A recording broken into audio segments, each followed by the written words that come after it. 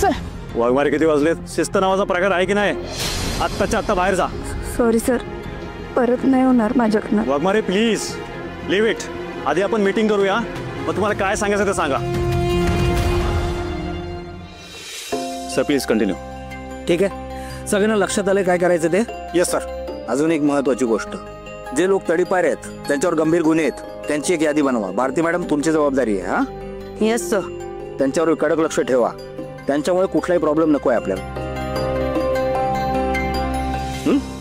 चला लागा सगळे कामाला. Yes sir. या.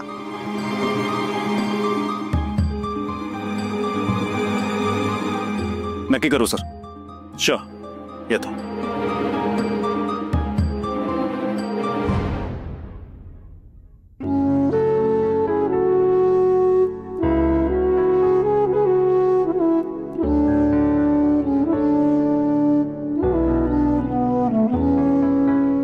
सॉरी सर, खरंच परत असं नाही होणार.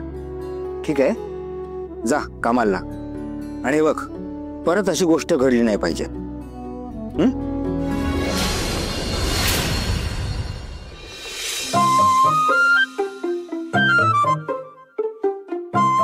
वा, काय पोहे बनलेत माझ्या हाताने. लय भारी झाल्यात बघ. होय काय तिरडीवर गेलेला माणूस बी तुझ्या हातचं पोह खाऊन का नाही जिवंत होईल बघ. हा बया, किती भारी बनलं तर. आता नाही काय हुबलं कुठली तुझ्या टाकीचे हाताला तेवढे मिरची टाकतात होय ग पोह्यात. हा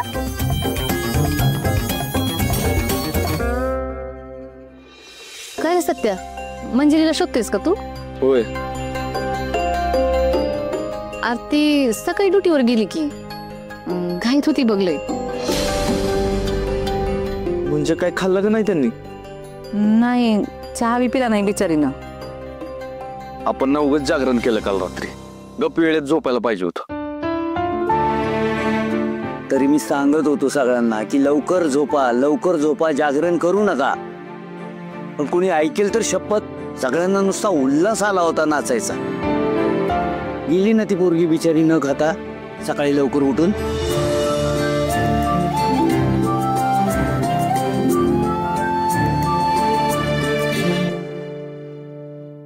हा बलमा, हे बघ आज तात्यासाहेबांची मुलाखत घ्यायची आहे, तसं नियोजन केलंय मी. अरे वा, एकच नंबर. आपण किती दिवस झालं वाट बघतो त्यांच्या इंटरव्ह्यूची.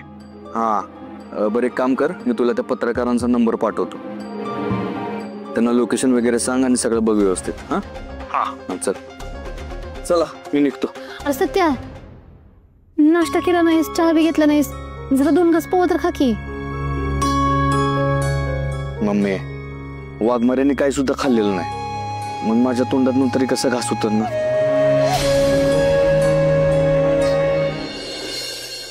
बरोबर आहे तुझं. नवरा बायकोचं नातं असावं का नाही तर असं असावं. ओ चित्रकार, शिका काहीतरी पोराकडनं.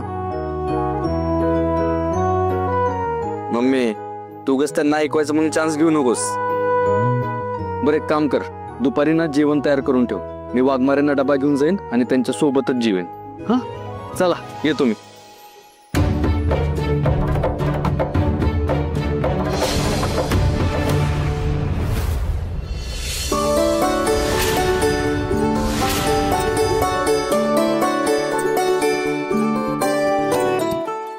नवीन जॅकेट घेतलंय, कसा दिसतोय मी? मला माहिती आहे मी कसा दिसतोय ते, पण मला तुमच्याकडून ऐकायचंय कसा दिसतोय मी ते.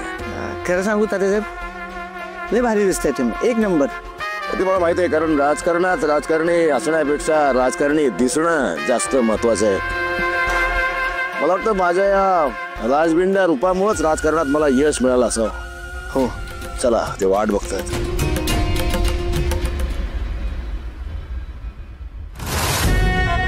अरे तू माझ्या इथे आहेस, तू सुद्धा इथेच आहेस. अरे हे सुद्धा इथेच आहे. तात्यासाहेब, हे बनसोडे पत्रकार आहेत आणि त्यांची टीम आहे. हे आज तुमची मुलाखत घेणार आहेत.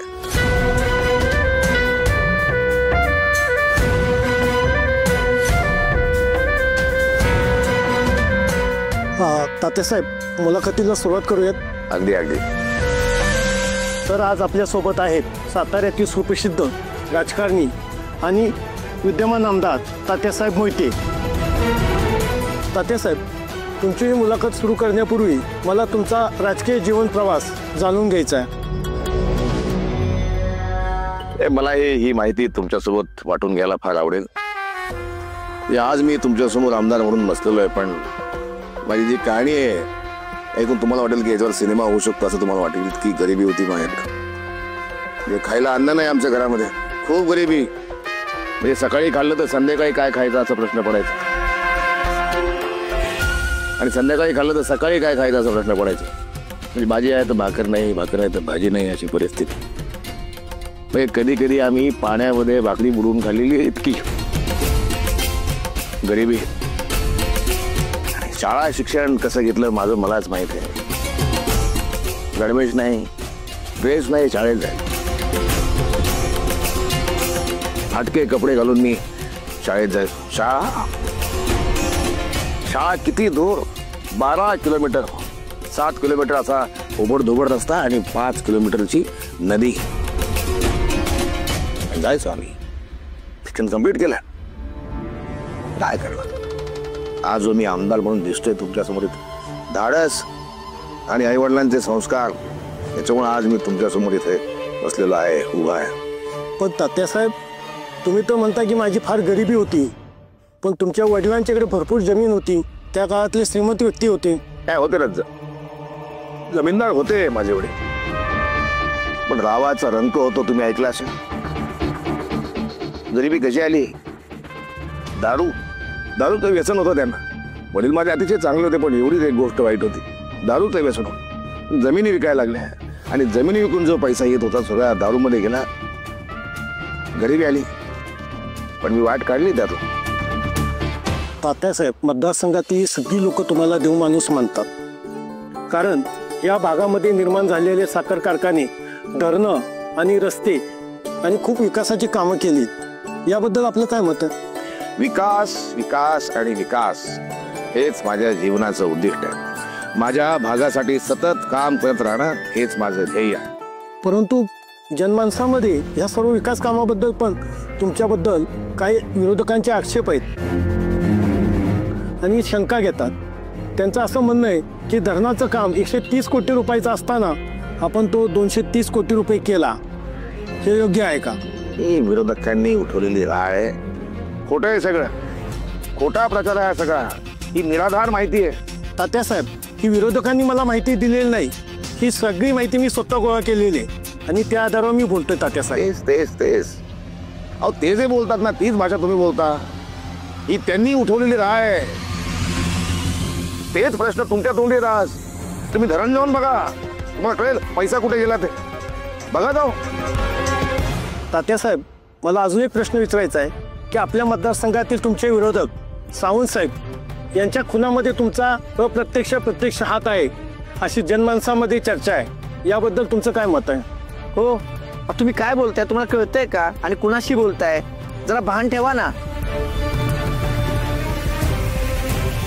आणि हो, तुम्हाला एवढा संशय असेल ना तर पोलीस स्टेशनला भेट द्या एकदा.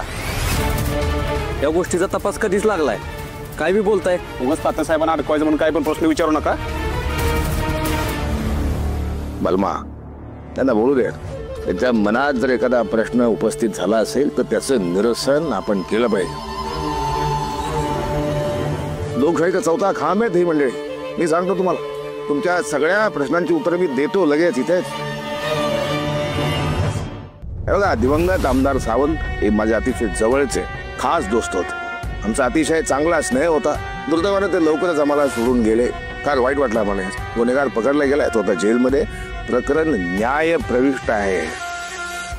ते न्याय प्रविष्ट आहे म्हणून आता मला जास्त याच्यावर काही बोलता येणार नाही. परंतु तुमच्या सगळ्या प्रश्नांची उत्तर मी दिली आहेत है ना, त्यामुळे मी तुमची रजा घेतो आता. नाही तात्यासाहेब, आम्हाला अजून प्रश्न विचारायचे होते तुम्हाला. छान प्रश्न विचारला तुम्ही. म्हणजे तुमच्यासारख्या पत्रकारांची आज फार गरज आहे. म्हणजे तुमच्यासारख्या पत्रकारांमुळेच आज लोकशाहीचा चौथा खांब शिवंत टिकून आहे. तुमच्यासारख्या पत्रकारांचा खरंच सत्कार केला पाहिजे. घरी बोलून सत्कार केला पाहिजे.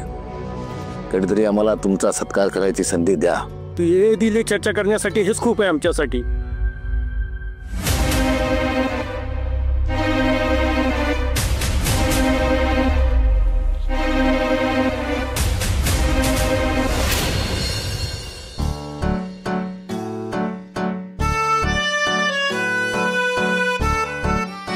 बाती मावशी पाणी.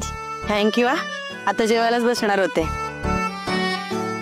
भारती मॅडम डब्यात काय आणले आज तुम्ही? मटकीची भाजी. वा वा वा, डेली तुमची व्हरायटी असते बरं का भाजीत. नंतर माझी बायको डेली पत्ता गोबी. तो पत्ता गोबी खाऊन आहे ना, माझा एक दिवस पत्ता कट होणार आहे. या बसा. मंजू या ग जेवायला. पत्ता गोबी.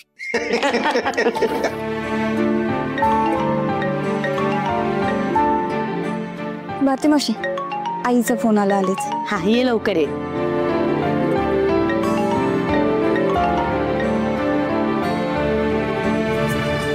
बोलाई. मंजू बाळ कशी आहेस ग तू? मम्मी साहेब तुला काही त्रास तर देत नाहीत ना?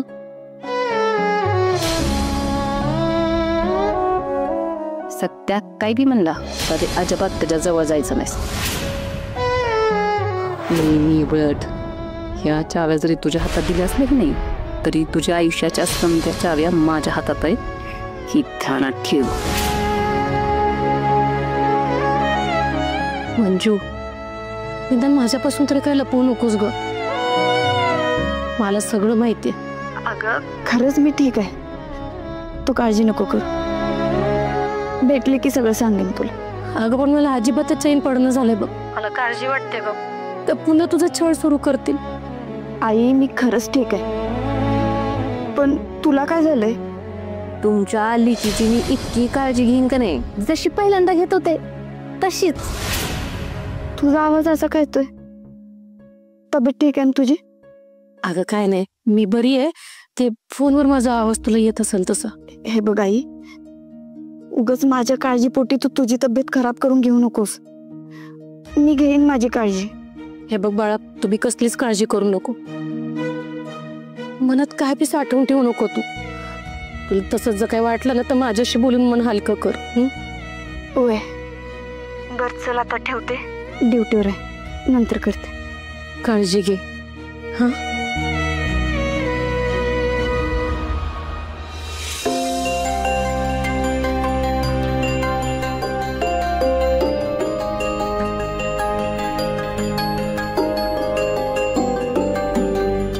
बघितलंस, तरी मला वाटलंच होतं दीदीच्या इकडे ना काहीतरी गोंधळ झाला असणार आणि म्हणून तू एवढं टेन्शन घेतलेस. काय झालंय आई? आई अगं बोल ना, काय झालंय तिकडं? दीदीला कोणी त्रास देते का? हा आई, तू जोपर्यंत खरं काय ते सांगत नाही ना तोपर्यंत मी इथून हलणार नाही. तेव्हा संसार म्हटलं की थोड्याफार अडचणी येतच राहतात. थोडीफार अडचण नाही, काहीतरी लय मोठी अडचण असणार आणि म्हणून तू एवढं टेन्शन घेतलेस, बरोबर ना? अगं सांग ना मला. तुम्ही दोघे असं शांत बसता, मला काहीच सांगत नाही आणि सगळं सहन करत बसता. आमरे अगं आई, मला सांगितलं तर मी काहीतरी करू शकेन. का मी दीदीला फोन करून विचारू? आमरे बास, हा इथून पुढे मला एक बी शब्द विचारायचा नाही. तुला शपथ आहे माझी. मंजू सक्षम आहे, या सगळ्यातनं ती व्यवस्थित मार्ग काढल. ठीक आहे, नाही विचारत मी तुला काय, पण तू पण एक लक्षात ठेव, जेव्हा कधी मला कळल ना तेव्हा या सगळ्या गोष्टी मी सत्या दाजींना सांगितल्याशिवाय शांत बसणार नाही.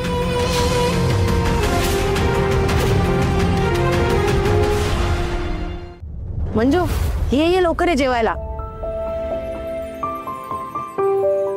काय झालं, डबा विसरलीस?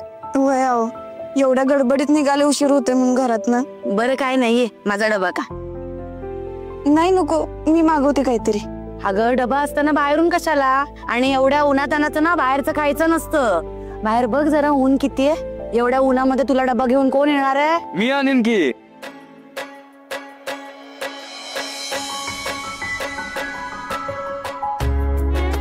सत्या अहो भारती मावशी, ऊन असू दे, पाऊस असू दे, वारा असू दे, नाहीतर वादळ असू दे, माझ्या बायकोसाठी मी डबा घेऊन येईनच की.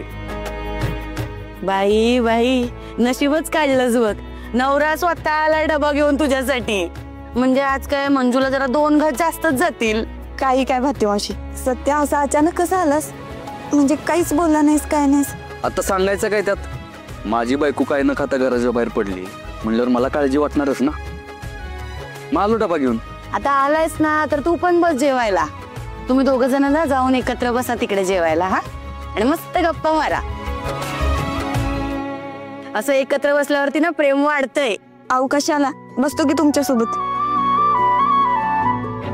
अगं तुझ्या नवऱ्याला चालायचं नाही तुमच्या गप्पांच्या मध्ये मध्ये आमचं डिस्टर्ब. भारती मावशी, तुम्ही खरंच सिनियर आहे बघा. तुम्ही ना एकदम माझ्या मनातलं ओळखलं. मला ना वाघमारेशी एकांतातच गप्पा मारायच्यात. चला वाघमारे, तुम्ही जेवून घ्या आधी. या चला. काय मोबाईल मग तुझं कधी? आता बघू कोणतं आहे का बघा की. बघते.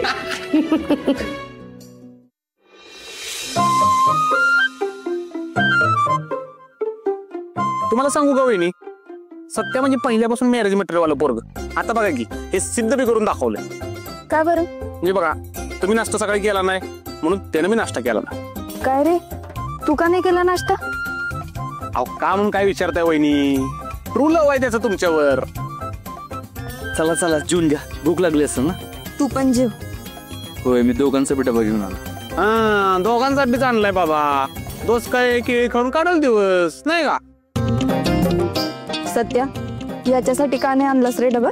हो वाघमारे, तुम्ही याचं काय ऐकू नका. तो ना पोट भरूपर्यंत नाही, पोट फुटेपर्यंत जेवून आलाय.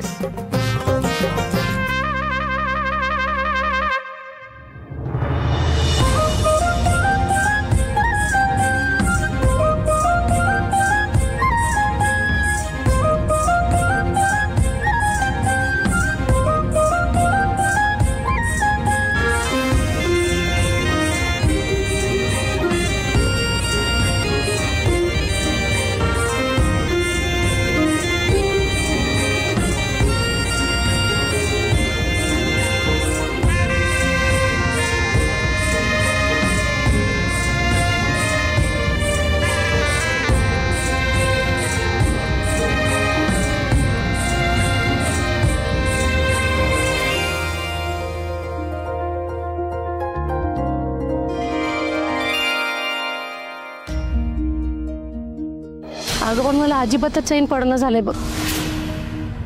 मला काळजी वाटते ग, तर पुन्हा तुझं छळ सुरू करते.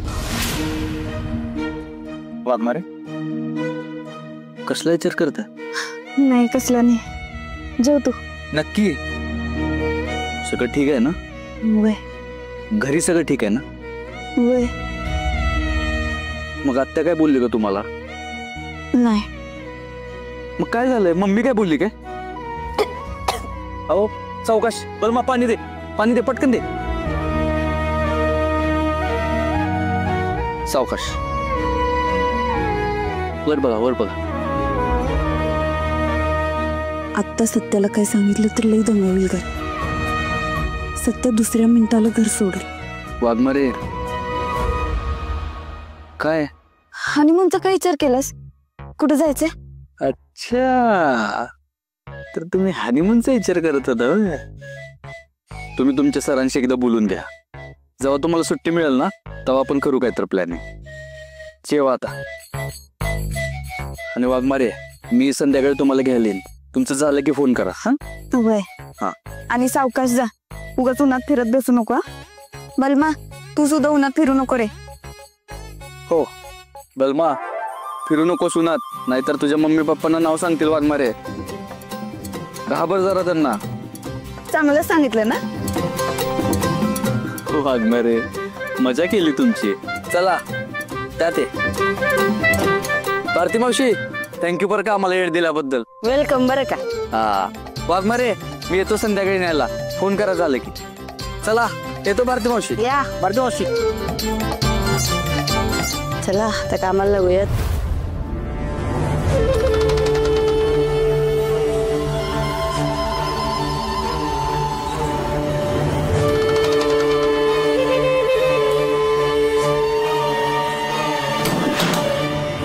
तात्यासाहेब राग सोडा, एवढं कशाला मनाला लावून घेत आहे? तात्यासाहेब काय झालंय? राग सोडतो राग. ऐक तात्यासाहेब हात भासतोय माझा. झाला त्रास. सॉरी तात्यासाहेब. त्रास झाला. हो झाला त्रास. तात्यासाहेब सोडाव. झाला का त्रास? हो तात्यासाहेब सॉरी. त्रास मला झाला. असाच त्रास मला झाला जेव्हा त्या पत्रकारांनी तोंड वर करून मला प्रश्न विचारला. सॉरी. पत्रकार पाहिजे. पत्रकार मला पाहिजे.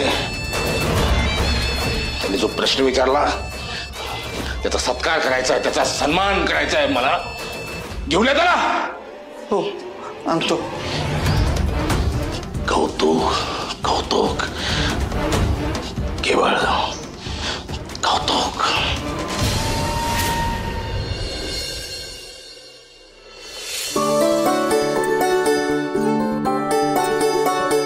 काय पप्या? अगं मंजू ते झाली सुट्टी? होय. बस. कसा होता दिवस? छान गेला. त्यागो चहा तरी एक. हा. ए नको, चहा नको आता. सत्या येतो न्यायला म्हणून वाट बघते. बर. आला सत्या. काय पप्या शेठ, कसा आहेस भावा? काय नाही, मी मस्त आहे बघा. मी तीच बोलत होतो. नवीन नवीन लग्न, तुमचा नवीन संसार कसं चालू आहे? बहिणीला सांभाळता ना व्यवस्थित? अरे एकदम मस्त सुरू आहे बघ. मग तू कधी लग्न करतोयस?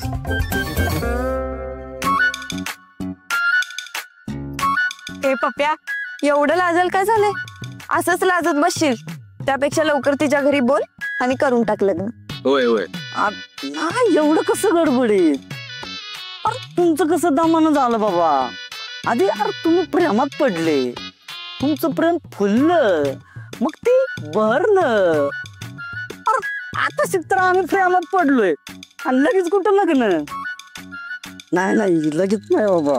बर बर बर. पण तुझं पण लग्न ना एकदम धूमधडाक्यात करू बघ आपण. हा मग असं लग्न करायचं ना सत्य दादा. सेम तुझं कसं झालं होतं लग्न, सेम तसंच. होय होय. तुझी एंट्री ना आपण घोड्यावरनं करू. हा अशी तुकडुक तुकडुक तुकडुक. का मारता मला? का मारता रे? का मारता? बघ बरे. अहो काय या लवकर.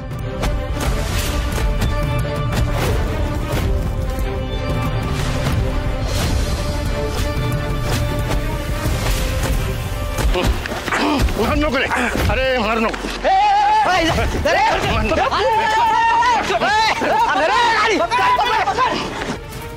दादा उठा. अरे उठा उठा. अहो दादा तुम्ही तुम्ही ओळखता एकमेकांना? होय. कस काय? ते मी तुम्हाला नंतर सांगतो. अहो कोण होते गुंड? माहित नाही मला कोण होते ते. हे बघा तुम्ही घाबरू नका. मला फक्त त्यांचं नाव सांगा, एकेकाचा कार्यक्रम फिक्स करतो लगेच. सत्या काय घातात घ्यायचा नाही. नाही तक्रार कशाला होतायची? सापडला असताना खूनच केला असता. ए पप्या, म्हणलं ना काय घातात घ्यायचं नाही. नाही बरोबर आहे, तक्रारच करू. चालतंय, बरं वाटतं ना? काळजी करू नका. चला चला लवकर.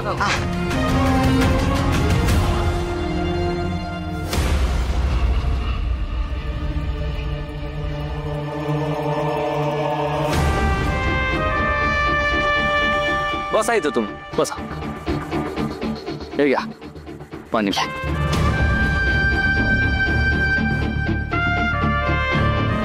बाबत यांच्या FIR नोंद करून घ्या. काय झालं यांना? इथं पत्रकार आहे.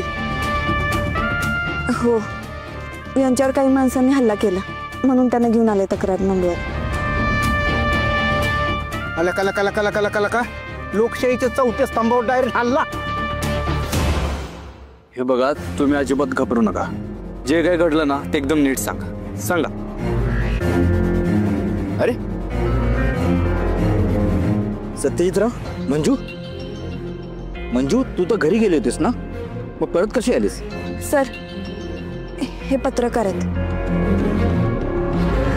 आणि यांच्यावर काही माणसांनी रस्त्यात हल्ला केला म्हणून त्यांना घेऊन आले तक्रार नोंदवायला. पत्रकाराला मारण ही तर गंभीर बाब आहे, मोठा गुन्हा आहे. बाबर यांची FIR व्यवस्थित लिहून घ्या. हा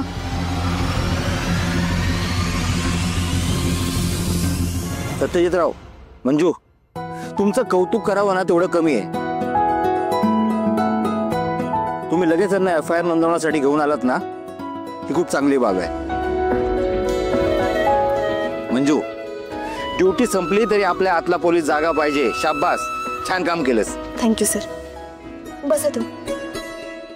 सांगा, तुम्हाला मारहाण ज्यांनी केली ती माणसं कोण होती? कोणावर संशय तुमचा? सर, ती तात्यासाहेब मोहितेंची माणसं असावीत असा माझा संशय आहे.